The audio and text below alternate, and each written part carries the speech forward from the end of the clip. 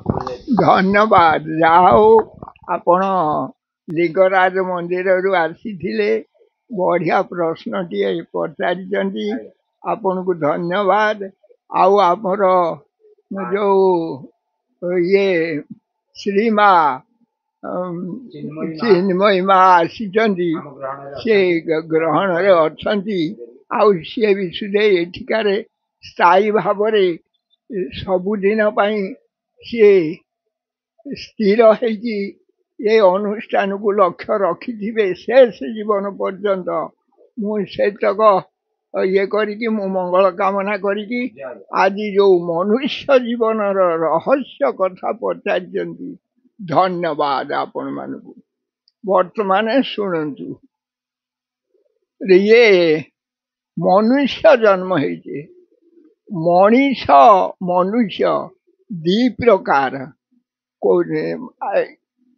ये मत कहते मनीष तो सबू आउ मनुष्य फेर गोटे कौन ना ना मनीष गोटे प्रकार अच्छा मनुष्य गोटे प्रकार अच्छा मनुष्य किए मनुष्य जे कोटिकर गोटे गोटे मनुष्य अच्छा एगुरा जेतक देखुच सबू मनीष ये छेली मेढ़ा घुषुरी जेते जीवजंतु ये होचंदी आमर पूर्व पुरुष वंशधर येगुरा को मारिकी खाइकी एगुरा सब हो जाइछंदी मनीष मनीष एटा सत्य सत्य त्रिबार सत्य आउ यही माने होचंदी मनीष ता भितरे अछंदी मनुष्य संसार दुख रे भरा खोजी बुले पथ सारा सत्यवादी सुपुरुष पूरे पूरे खोजे धरा माँ वर्षा खोजु थाए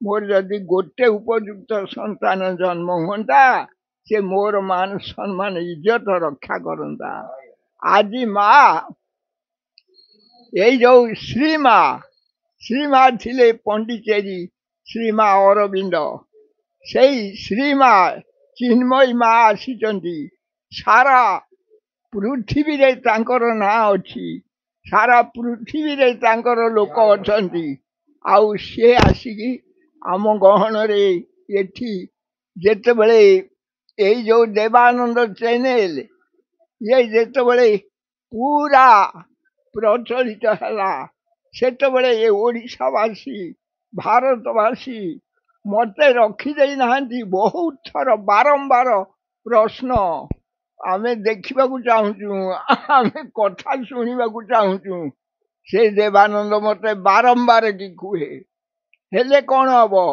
यही जो ओडिशावासी ये भारतवासी जो शुणा चाहूले जो शुणा चाहूँगी से माने यही कथा शुणु मन देकी 84 लक्ष जोनी भ्रमिले आमे कही 84 लक्ष थर आम जन्म हो सारे 84 लक्ष जोनी भ्रमी भ्रमी आम मनुष्य जन्म पाइचे मनुष्य जन्म ठारू दुर्लभ जन्म सरी ये कही अरे हे दुर्लभ जन्म रे थरे दर्शन कर अरे यही परी आउ स्वदेह आउ कि मिल थरे ज्ञान ध्यान सुख दुख सबू हेब पासर अरे दुर्लभ जन्म रे थरे बापा दर्शन कर यही परी स्वदेह आउ आसबू कि फेरे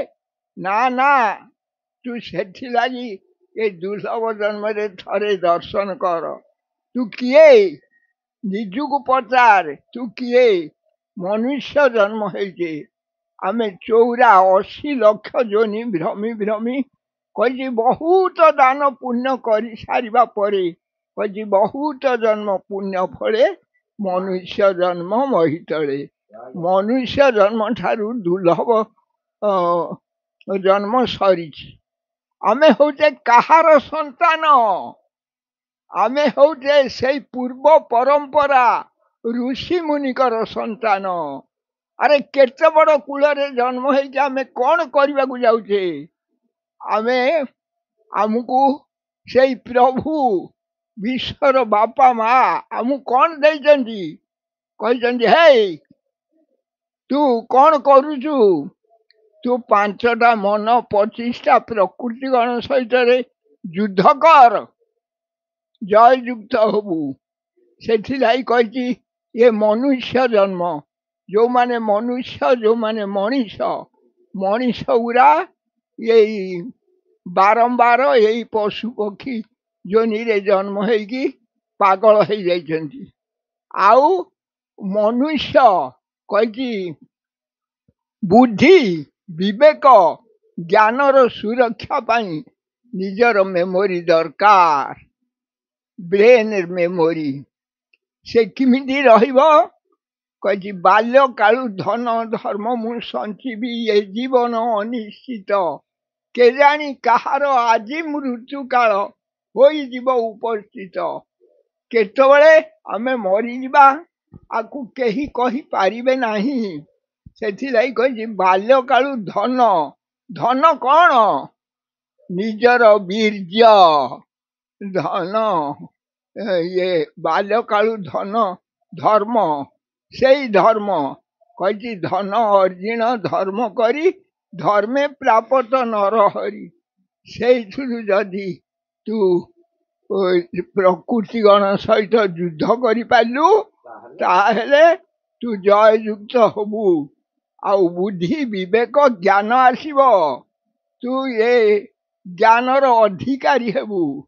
ନହେଲେ ନାହିଁ ତୋର ବୁଦ୍ଧି, ବିବେକ, ଜ୍ଞାନ ସମ୍ପୂର୍ଣ୍ଣ ଭାବରେ ଧ୍ୱଂସ ହେଇଯିବ। ତତେ କେହି ରକ୍ଷା କରିପାରିବେ ନାହିଁ। ଆଉ କହିଛି ବୁଦ୍ଧି, ବିବେକ, ଜ୍ଞାନ ବଳେ ମରଣ ଜିଣିପାରେ ହେଳେ।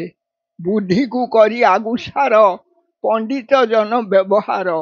ବୁଦ୍ଧି, ବିବେକ, ଜ୍ଞାନ ଯାହାର ନାହିଁ, ଉଦ୍ଧବ ଚାଣ୍ଡାଳ ଦିଏ। ସେ ଚାଣ୍ଡାଳଠୁ ଆହୁରି ଚଣ୍ଡାଳ। ସେଥିଲାଗି ଆରେ ହେ, କ'ଣ କରୁଛୁ?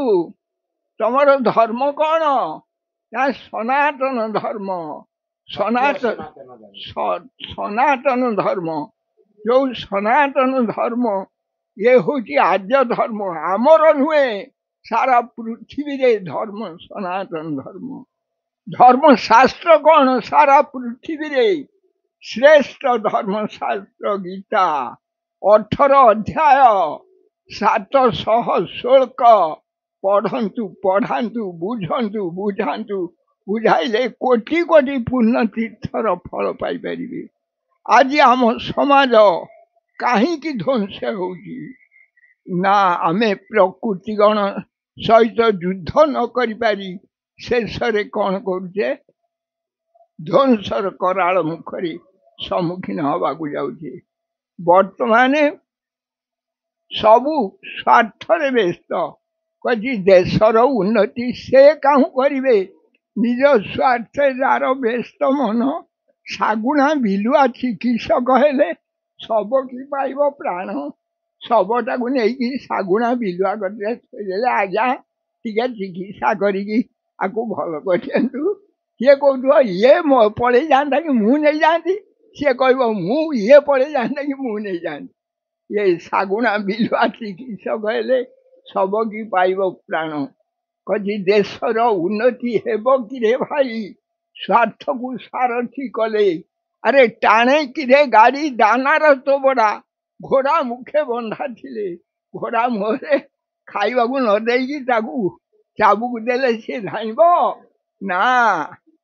ସେଥିଲାଗି କହିଛି ଆରେ ଦେଖ, ଏ ସୃଷ୍ଟିର ଚକା ଆଖି ଇଏ ବିଶ୍ୱର ମାଲିକ ଗୁରୁଦେବ ପଠେଇ ଦେଇଛନ୍ତି। ଚକା ଆଖି ସବୁ ଦେଖୁଛି, ସବୁଠି ତାର ଆଖି ଅଛି। ଏ ଜଗନ୍ନାଥ କହୁଛନ୍ତି କ'ଣ?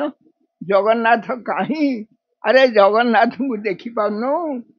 ଆରେ ଜଗନ୍ନାଥଙ୍କୁ ନିଜେ ବିଶ୍ୱ ଗୁରୁଦେବ ସେ ଅଦୃଶ୍ୟ ଶକ୍ତି ଭାବରେ ନିଜେ ନିଜକୁ ଗଢ଼ିଥିଲେ। ସେ ତାଙ୍କର ଆଖି ଯାହା ମୁଁ କହି, ଯାହା ମୁଁ ଚିନ୍ତଇ ମନେ